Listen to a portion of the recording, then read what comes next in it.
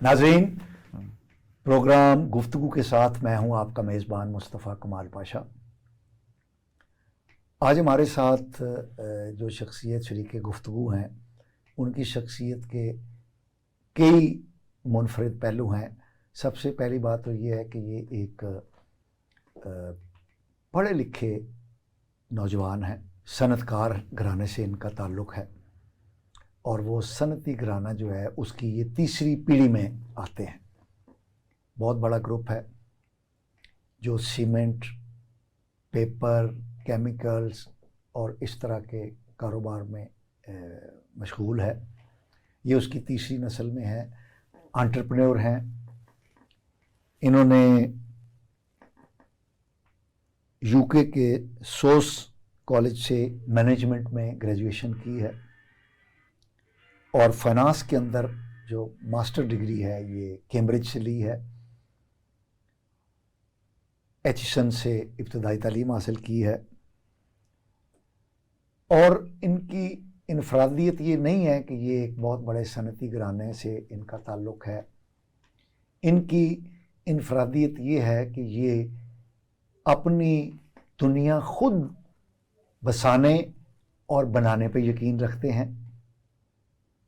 انہوں نے پاکستان میں سب سے تیزی سے ترقی کرتا ہوا سٹارٹ اپ شروع کیا، جس نے 3 سال کے اندر ہی اپنی کامیابی کے جھنڈے گاڑ دیے، اور یہ فلنتھراپی کا کام بھی کرتے ہیں۔ انہوں نے ایک تنظیم بنائی ہے MM فاؤنڈیشن، ان کے فیملی کی یہ تنظیم ہے جو کہ دور دراز علاقوں کی خواتین کو امپاور کرنے کے لیے کام کرتی ہے۔ اس کے یہ نائب صدر بھی ہیں۔ ہمارے آج کے مہمان ہیں جناب علی عالم قمر صاحب۔ ویلکم جناب، آپ ہمارے ساتھ شریک گفتگو ہوئے۔ آپ کی کیونکہ اورینٹیشن اور آپ کی جو سٹرائیو لائف میں کرنے کی خواہش ہے وہ معیشت کا میدان ہے۔ مختصراً بتائیے کہ ہمارا اصل میں معاشی مسئلہ ہے کیا اور اس کا حل کیا ہے؟ جی بسم اللہ الرحمن الرحیم۔ ایک تو پاشا صاحب آپ کا بہت بہت شکریہ فار دا انٹروڈکشن اور یہاں بلانے کے لیے، اور بالکل آپ نے ٹو دا پوائنٹ سوال پوچھا، اور آپ نے بالکل ویلڈ سوال پوچھا ہے کہ آج معیشت میں مسئلہ ہے کیا۔ اگر سمپل الفاظوں میں بات کریں تو ہمارے جو اخراجات ہیں وہ بہت زیادہ ہیں، اور ہماری جو آمدنی ہے وہ بہت کم ہے۔ اگر میں اس کو اکنامک ٹرمز میں بات کروں تو اس وقت پاکستان کی جو امپورٹ ہے سالانہ وہ تقریباً $70 ارب کی سالانہ امپورٹ ہے، یعنی خرچہ ہمارا فارن ایکسچینج میں $70 ارب کا ہے۔ جو ہماری ایکسپورٹ ہے، آمدنی جو ہے وہ تقریباً $30 سے $35 ارب کی ہے۔ تو اس کا جو خسارہ ہو گیا بیچ میں، جس کو ہم ٹریڈ ڈیفیسٹ کہتے ہیں اکنامک ٹرمز میں، وہ تقریباً سالانہ ہمارا $30 ارب کے قریب ہے۔ یہ بھرا جاتا ہے، اس کا جو گیپ ہے وہ برج ہوتا ہے ہماری جو ریمیٹنسز آتی ہیں، جو پاکستانی جو باہر سے پیسہ بھیجتے ہیں بیرون ممالک سے ہمیں، وہ تقریباً سالانہ $25 سے $30 ارب کے بیچ میں۔ تو ایسے ہمارا کرنٹ اکاؤنٹ کا ڈیفیسٹ ہر سال ہمیں بھرنا پڑتا ہے، جس کی وجہ سے جتنے ڈالر ہیں وہ ملک سے باہر جاتے ہیں، جس کی وجہ سے ہمیں بار بار IMF کے پاس ہر سال جانا پڑتا ہے، قرض لینے کے لیے جانا پڑتا ہے، قرض لینے کے لیے، اس ڈیفیسٹ کو پورا کرنے کے لیے ہر سال ہمیں IMF کے پاس ان کی شرطیں ماننی پڑتی ہیں اور ان کے پاس بار بار جانا پڑتا ہے۔ تو یہ کب ٹھیک ہوگا؟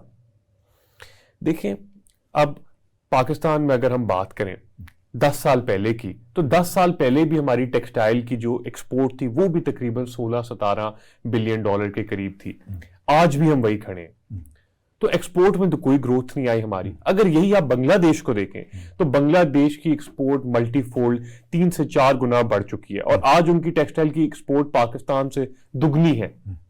اگر آپ ہماری आई टी की एक्सपोर्ट देख लें, एग्रीकल्चर की एक्सपोर्ट देख लें, उनमें भी नॉमिनल सा फर्क है, कोई उसमें सब्सटैंशियल ग्रोथ नहीं आई। तो एक तो हमें एक्सपोर्ट ओरिएंटेड पॉलिसीज बनानी पड़ेंगी, जिसकी वजह से हमारे जितने इंडस्ट्रियलिस्ट हैं, हमारे आईटी की इंडस्ट्री है, हमारे एग्रीकल्चर की इंडस्ट्री है, हमें और नए एवेन्यूज देखने पड़ेंगे एक्सपोर्ट के, उसकी पॉलिसीज बनाई जाए, उसका फ्रेमवर्क बनाया जाए। फिर जो हमारा खर्चा है और हमारा एक्सपेंडिचर है उसको हमें कंट्रोल करना पड़ेगा। जो हम ऑस्टेरिटी मेजर्स लेने चाहिए गवर्नमेंट को, उसके अंदर जितने लग्जरी गुड्स की इंपोर्ट है उसको कंट्रोल किया जाए, जो हमारे ऐसे नॉन एसेंशियल इंपोर्ट्स हैं उस इंपोर्ट का बिल कम किया जाए। और उसमें जो सबसे इंपॉर्टेंट चीज़ है कि पाकिस्तान को अपनी जो मिनरल रिजर्व्स हैं उनको टैप करने की ज़रूरत है, ताकि हमारा जो ऑयल का इंपोर्ट बिल है, जो सबसे बड़ा हमारा सालाना $30 अरब से ज़्यादा की इंपोर्ट है, उसके अखराजात को कम किया जाए। तो इसका मतलब तो ये है कि फिर हम ना ही समझें, मेरे सवाल का जवाब तो फिर ना में आ गया ना, कि हालात ठीक होने वाले नहीं हैं। ये खर्चे कौन कंट्रोल करेगा? ये तो हुकूमत का काम है ना, ये पब्लिक तो नहीं करती। पब्लिक का तो मसला ये है कि उनको खाने की रोटी नहीं मिलती, दाल नहीं मिलती, चीनी नहीं मिलती, चावल नहीं मिलते, दूध नहीं मिलता, दवाइयाँ नहीं मिलती, सैनिटेशन की सहूलियात नहीं है। तो ये तो फिर इसका मतलब हालात ठीक होने वाले नहीं हैं। देखिए, हालात हमारे तब ही ठीक होंगे जब हम एक 10 साल का इकोनॉमिक प्लान बनाएंगे। और मेरे ख्याल से ये आपने बिल्कुल बात सही की कि अगर हालात ऐसे ही चलते रहे तो इसमें कोई शक नहीं है कि हम जहाँ खड़े हैं शायद उससे और नीचे ही जाएं और ऊपर की तरफ वापस ना आ सके। तो जब तक एक 10 ईयर पॉलिसी नहीं बनाई जाएगी पाकिस्तान में, जो मेरा ज़ाती ये ख्याल है कि एक चार्टर ऑफ इकोनॉमी साइन होना चाहिए, जिसके अंदर आपके जितने सियासतदान हैं, आपकी जुडिशरी है, आपकी इस्टेब्लिशमेंट है, आपकी ब्यूरोक्रेसी है, वो सारे एक टेबल पे इकट्ठे बैठे और एक 10 साल का इकोनॉमिक प्लान और विजन बनाए जिसके ऊपर वो पूरा उतरे। देखिए अली आलम साहब, ये अभी इंतखाबात होने जा रहे हैं, हुकूमतें भी बनने वाली हैं। किसी ने इस हवाले से जो हमारी 63% से ज़ायद यूथ है, बेरोज़गारी जो है, उसके हवाले से कोई उन्होंने गुफ्तगू नहीं की। पार्टियां कहती हैं कि हम रोज़गार देंगे, कहाँ से देंगे भाई? इतनी जो यूथ बल्ज है और वो बेरोज़गार है, उसको हम कैसे रोज़गार देंगे? हुकूमती जो मशीनरी है वो तो कोलैप्स कर चुकी है, सनत हमारी सनती पहिया जो है वो चल नहीं रहा, तो कैसे लोगों को नौकरियां हम देंगे, नौजवानों को? बिल्कुल, आपने बड़ी सही वैलिड पॉइंट इसमें रेज किया है कि हम वो नौकरियां कैसे देंगे और वो एजुकेशनल ट्रेनिंग और स्किल्स कैसे फराहम करेंगे हमारे जो नौजवान हैं। इस वक्त पाकिस्तान की जो एवरेज पॉपुलेशन की एज है दैट इज 23 ईयर्स ओल्ड।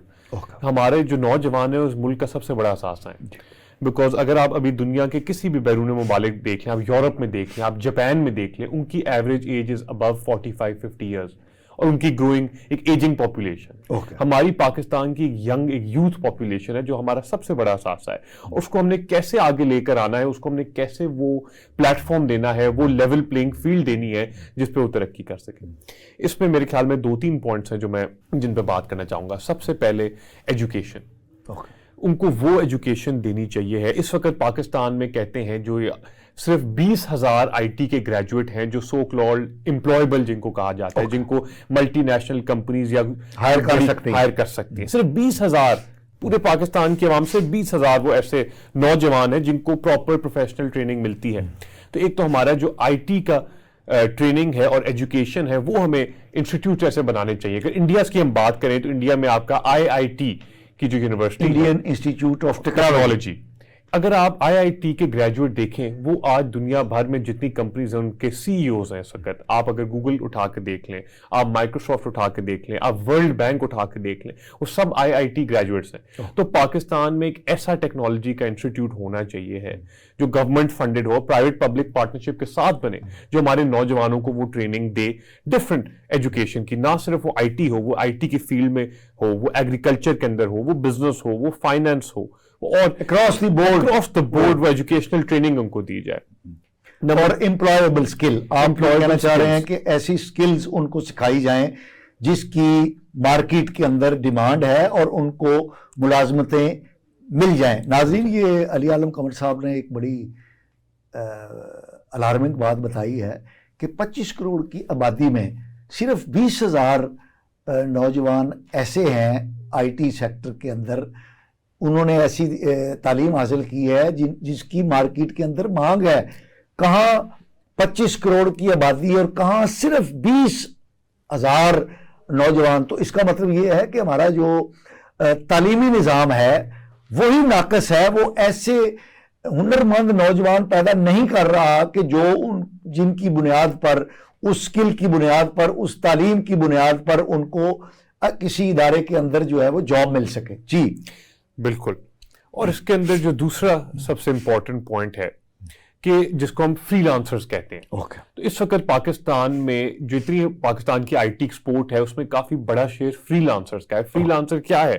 جو گھر بیٹھے ہوئے ٹیکنالوجی یا کسی ایپ کے ذریعے وہ اپنی جو سروسز ہیں وہ بیرون ملک میں جتنے کمپنیزوں کو فراہم کر سکے. اس میں بزنس آؤٹ سورسنگ ہوگی، اس میں پروگرامنگ ہو گئی، ڈیزائن ہو گیا، ڈیجیٹل مارکیٹنگ ہو گئی. تو جیسے یہ گلوبل پلیٹ فارمز بنے ہوئے جیسے فائیور ہو گیا اور اپ ورک ہو گیا، اس کے اوپر ہمارے جو نوجوان ہیں وہ اپنی سروسز وہاں پر دیں، وہاں پہ فراہم کر سکتے ہیں. تو اس کی ٹریننگ، اس کی باقاعدہ پراپر ٹریننگ ان کو دی جائے، کورسز دیے جائیں کہ اس کے اندر ان کو کیسے ہم ایکسپرٹ بنا سکتے ہیں.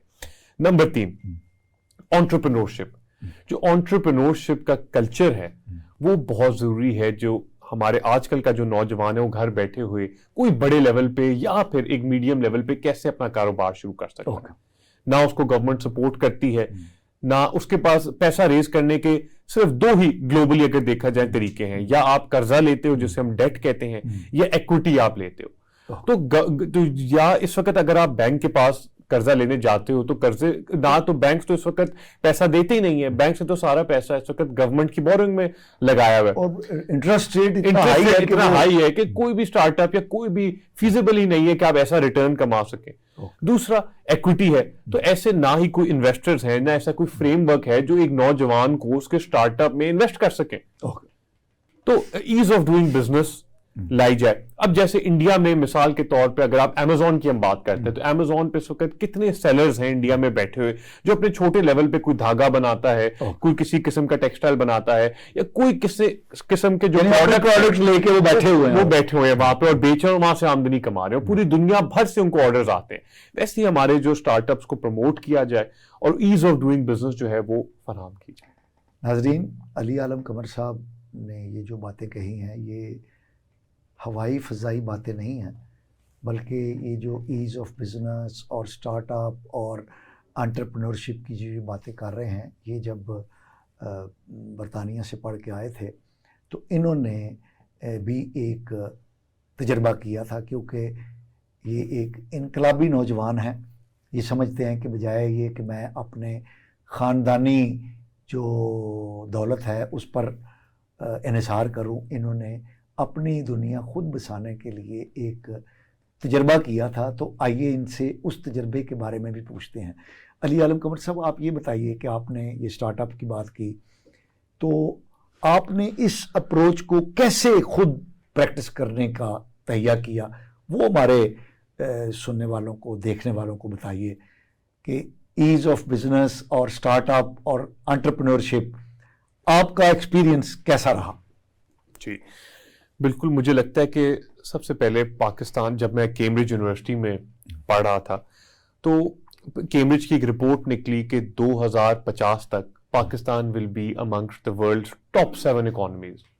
کیمبرج یونیورسٹی نے یہ رپورٹ نکالی کہ 2050 یعنی 2050 تک پاکستان دنیا کی 7 بڑی معیشتوں میں شمار ہوگا. ناظرین، یہ تو بڑی حوصلہ افزا بات ہے. ہم تو چینلوں پہ ہر ایک کو یہی سنتے ہیں کہ ہم مر گئے، ہم لوٹے گئے، ہم ختم ہو گئے. تو یہ تو کہہ رہے ہیں کہ عالمی سطح پر یہ پاکستان کے بارے میں کہا جا رہا ہے. اور ظاہر ہے جو برطانیہ میں کیمبرج یونیورسٹی میں جو اس طرح کی تحقیقاتی رپورٹیں ہوتی ہیں وہ کوئی ہماری طرح کی الرٹ اپ نہیں ہوتی، ان کے اندر ریسرچ ہوتی ہے. تو 2050 تک جو ہے پاکستان دنیا کی 7 بڑی معیشتوں میں شمار ہونے جا رہا ہے. جی اس کے اندر اگر آپ دیکھیں پاکستان کی سب سے پہلے پاپولیشن کی بات کرتے ہیں، one of the fastest growing population, 25 crore کی اس وقت پاکستان کی آبادی ہے. اس کے اندر اگر آپ ہماری اکانومی کا سائز نکالیں، اس وقت ہمارے G D P per capita جو ہے اس وقت دنیا میں سب سے لوسٹ ہے. تقریباً $1,500 پر کیپٹا ہماری جی ڈی پی انکم ہے پاکستان کی. تو $300 بلین کے آس پاس پاکستان کا ٹوٹل جی ڈی پی اس وقت ہے. اگر کم ہے آپ کہتے ہیں, بہت کم ہے اس وقت. اگر ہم انڈیا کی صرف سٹاک مارکیٹ کی بات کرتے ہیں تو انڈیا کی سٹاک مارکیٹ کی ساری جو کمپنیز ہیں ان کی جو مارکیٹ کیپ ہے, ورتھ جسے ہم کہتے ہیں, وہ $2 ٹریلین ہے, یعنی 2000 ارب ڈالر ہے اس وقت. تو پاکستان میں انشاءاللہ مجھے یہ لگتا ہے کہ جتنا پوٹینشیل پاکستان میں ہے, we will be a $1 trillion economy by 2040 انشاءاللہ. یعنی علی عالم قمر صاحب کہہ رہے ہیں کہ اس وقت ہماری جو جی ڈی پی ہے, یعنی ہماری جو قومی پیداوار ہے, وہ $300 ارب کے برابر ہے, اور ان کا کہنا یہ ہے کہ یہ $1000 ارب تک لے جائی جا سکتی ہے. اس کا مطلب یہ ہے کہ ہماری جو نواز شریف صاحب ہیں وہ بڑے بلند اور بانگ دعوے کر رہے ہیں کہ پاکستان کی معیشت کو وہ آگے لے کر جائیں گے, بے روزگاری ختم کریں گے. تو اس کا مطلب ہے کہ یہ واقعی پاکستان کی معیشت میں پوٹینشیل موجود ہے کہ یہ $1 ٹریلین تک چلا جائے. بالکل. اب آپ نے میرے سے سوال کیا کہ اب میں نے پاکستان میں واپس آ کے کیوں یہ سٹارٹ اپ ایجاد کیا. تو اب جب میں نے یہ سارے نمبرز دیکھے اور یہ سارا ڈیٹا کو اسٹڈی کیا تو پاکستان کی جو اکانومی ہے اس میں اتنا پوٹینشیل ہے کہ اگر صحیح فریم ورک بنایا جائے اور صحیح پالیسیز بنائی جائیں تو یہ $1 ٹریلین کی جیسے ہم نے بات کی یہاں تک انشاءاللہ پہنچ سکتی ہے. تو اس کے اندر جب میں نے 2020 میں ذریعہ کے نام سے ہمارا اپنا پہلا سٹارٹ اپ کنسٹرکشن انڈسٹری کا سٹارٹ کیا. کنسٹرکشن انڈسٹری جو ہے پاکستان میں $30 بلین کا اینوئل ریونیو ہے پوری کنسٹرکشن انڈسٹری کا پاکستان میں. اور آج بھی ہم انہی برک اینڈ مورٹر جسے کہتے ہیں, ہم انہی ٹریڈیشنل طریقوں کے اوپر اپنی تجارت کرتے ہیں کنسٹرکشن انڈسٹری کے اندر. اس کے اندر ٹیکس کی اوائڈنس ہے, اس کے اندر بلیک اکانومی آپ کی شامل ہے, اس کے اندر کوئی ڈیجیٹلائزیشن نہیں ہے, اس کے پرانے طریقوں پہ اس وقت ہم چل رہے ہیں. تو میں نے ایک ایسا سٹارٹ اپ بنایا جو پاکستان کا پہلا سٹارٹ اپ ہے ذریعہ کے نام سے, جو آپ گھر بیٹھے ہوئے کنسٹرکشن مٹیریلز پرچیز کر سکتے ہیں انڈر ون روف ایپ کے ذریعے. یہ ون سٹاپ سولوشن. اگر میں انڈیا میں ایسے ہی پلیٹ فارم کی بات کروں جس نے ترقی حاصل کی انڈیا میں, اس کا نام ہے آف بزنس. آج وہ انڈیا میں $7 بلین کی کمپنی ہے جس نے انڈیا میں اس مسئلے کو حل کیا اور ٹریڈیشنل بزنسز کو وہ ڈیجیٹلائزیشن کی طرف لے کر آیا آف بزنس کے نام سے. تو انڈیا میں وہی سٹارٹ اپ آج $7 بلین کی ورتھ ہے اس کی. اس کا مطلب یہ ہے کہ آپ نے جو کام شروع کیا ہے یہ پاکستان کو ہائر لیول پر لے کے جا سکتا ہے. ناظرین, ہماری گفتگو ایسپائرنگ انڈسٹریلسٹ, انٹرپرینور اور فلنتھراپسٹ علی عالم قمر سے جاری ہے. ہم ایک شارٹ بریک پر جا رہے ہیں, ہمارے ساتھ رہیے گا, ہم یہیں سے اپنی گفتگو کا دوبارہ آغاز کریں. ناظرین ویلکم بیک.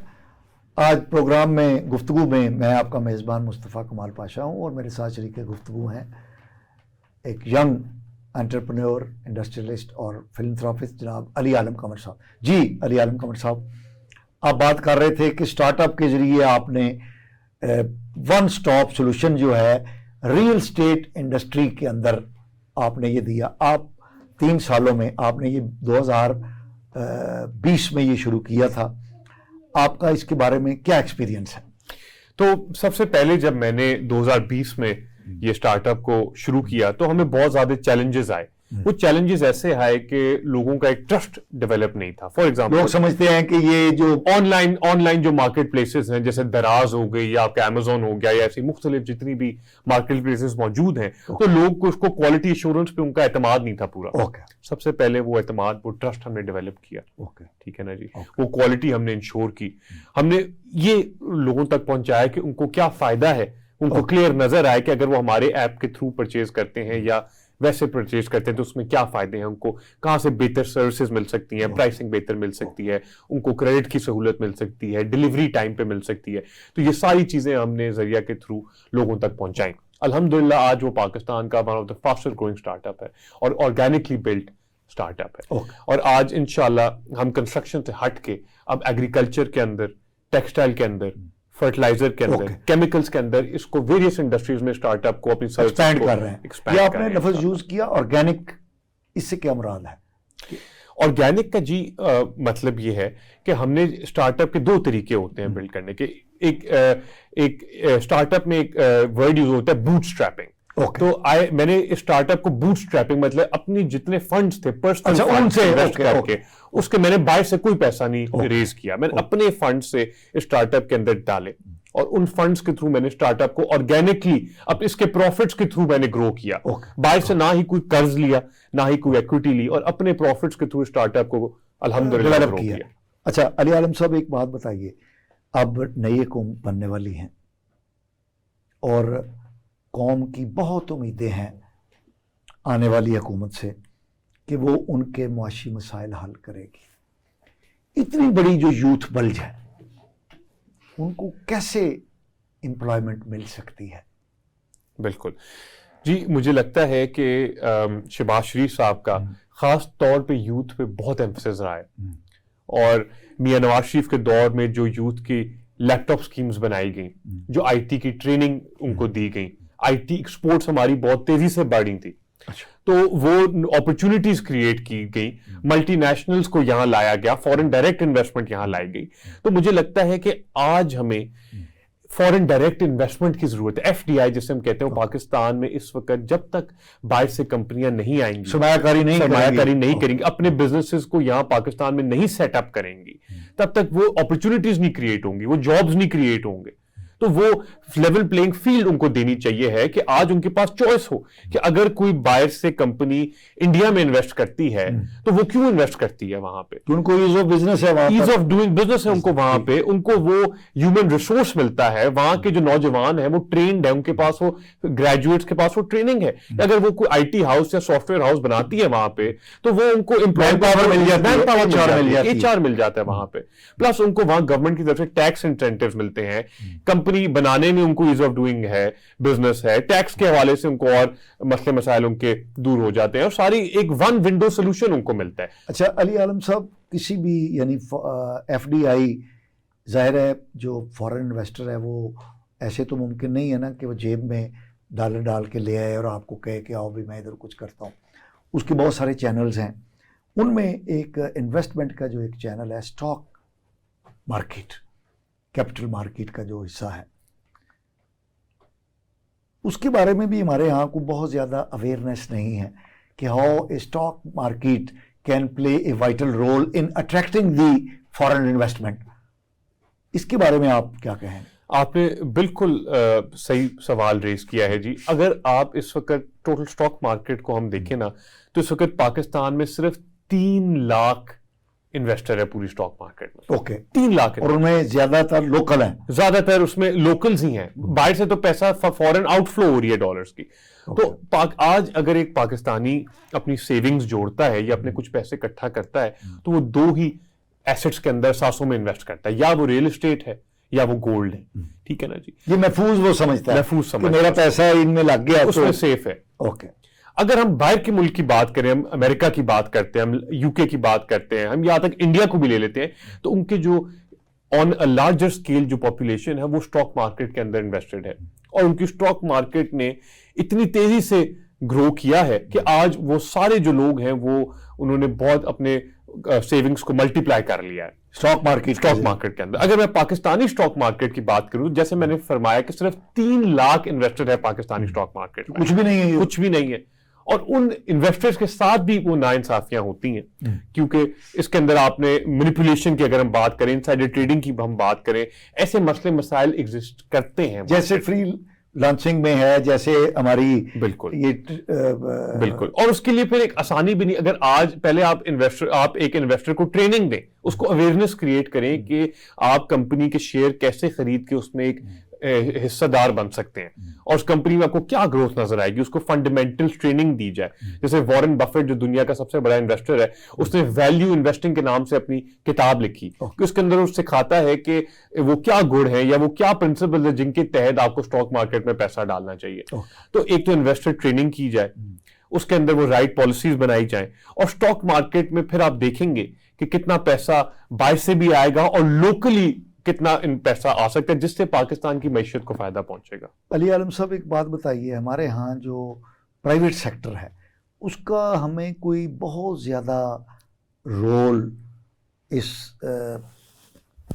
ٹریننگ کے حوالے سے، اپنی صنعتوں کو پراپر ٹرینڈ HR کی رصد کے حوالے سے ہمیں کوئی ہمارے پرائیویٹ سیکٹر کا رول نظر نہیں آتا ہے. جبکہ ہم انڈیا میں دیکھیں تو پرائیویٹ سیکٹر ہی ہے جس نے انڈین اکانومی کو دنیا کی تیسری بڑی اکانومی بنایا ہے. جبکہ ہمارے ملک میں پرائیویٹ سیکٹر تو بالکل حکومت سے چاہتا ہے کہ اس کو مراعات ہی ملتی رہیں اور وہ خود کچھ کنٹریبیوٹ نہ کرے، اور وہ چاہتا ہے کہ میں منافع لے کے منافع کمائے چلا جاؤں اور میں کچھ کنٹریبیوٹ نہ کروں. اس حوالے سے آپ کیا دیکھتے ہیں کہ پرائیویٹ سیکٹر کی شراکت کے بغیر کیا ہم اکانومی کو ٹرن اراؤنڈ دے سکتے ہیں؟ جی، اکنامکس میں ایک لفظ استعمال ہوتا ہے اپرچونٹی کاسٹ. جو سرمایہ کار جتنے بھی پاکستان میں موجود ہیں، یا وہ بڑے سکیل پہ ہو یا ایک چھوٹے سکیل پہ ہو، وہ دیکھتا ہے جی کہ مجھے میکسیمم ریٹرن کہاں پہ آ رہا ہے. جب ہم دیکھیں کہ ہر سال پاکستان کا جو روپیہ ہے وہ 20 سے 25% ڈیپریشیٹ کرتا ہے، 20 سے 25% اس کی ویلیو کم ہوتی ہے ہر سال. تو اس کا مطلب آپ کو ایک سرمایہ کا جو اپنا پیسہ لگاتا ہے اس کو کم سے کم 40 سے 50% سالانہ ریٹرن چاہیے تاکہ وہ ایٹ پار آ سکے انٹرنیشنل سٹینڈرڈز کے ساتھ. ٹھیک ہے، تو اس کے پاس کوئی چوائس نہیں بچتی.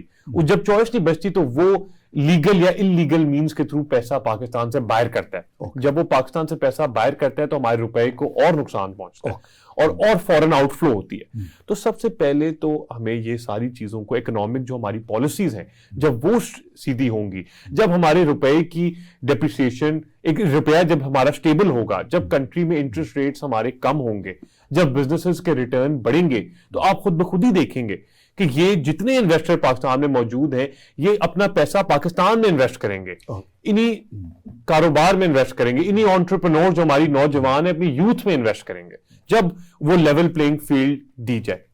اچھا، آپ نے بات کی امپلائیبل سکلز.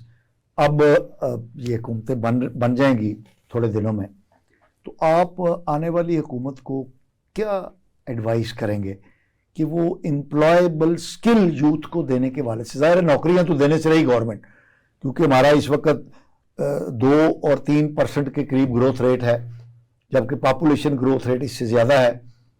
تو نوکریاں تو دینا حکومت کے لیے ممکن نہیں ہوگا، اور اس کا حل یہی ہے کہ امپلائیبل سکلز جو دی جائیں. تو آپ حکومت کو کیا ایڈوائز کریں گے، آنے والی حکومت کو، کہ وہ کس سیکٹر میں انویسٹ کرے کہ جس کے نتیجے میں امپلائمنٹ اپرچونٹیز بڑھیں فوری طور پہ اور نوجوانوں کو روزگار کے مواقع ملیں؟ بالکل. اس وقت ٹیکنالوجی دنیا میں جس سپیڈ سے ٹیکنالوجی میں گروتھ ہو رہی ہے نا جی، تو پاکستان بہت ہی افسوس سے کہنا پڑتا ہے کہ پیچھے رہ چکے ہیں. آج بھی ہم انہی ٹیکنالوجی اور انہی ٹیکنیکل سکلز کی بات کرتے ہیں جو ہم 10 سال یا 20 سال پہلے بات کرتے تھے. آج دنیا میں artificial intelligence has taken over the world. Chat G P T کی اگر ہم بات کریں، وہ ایسے الگوریدمز ٹرین ہو گئے ہیں کہ اگر چیٹ جی پی ٹی پہ آپ کسی بھی چیز کا سوال پوچھتے ہیں تو آپ کو فوری طور پہ اس کا ایکوریٹ جواب ملتا ہے. اس کا تو 4th ورژن بھی اس کا آ چکا ہے. تو اس وقت دنیا میں جتنے سیکٹرز ہیں ان میں ہیومن ریسورس کی ریکوائرمنٹ کم ہوتی جا رہی ہے اور ٹیکنالوجی کی ریکوائرمنٹ بڑھتی جا رہی ہے.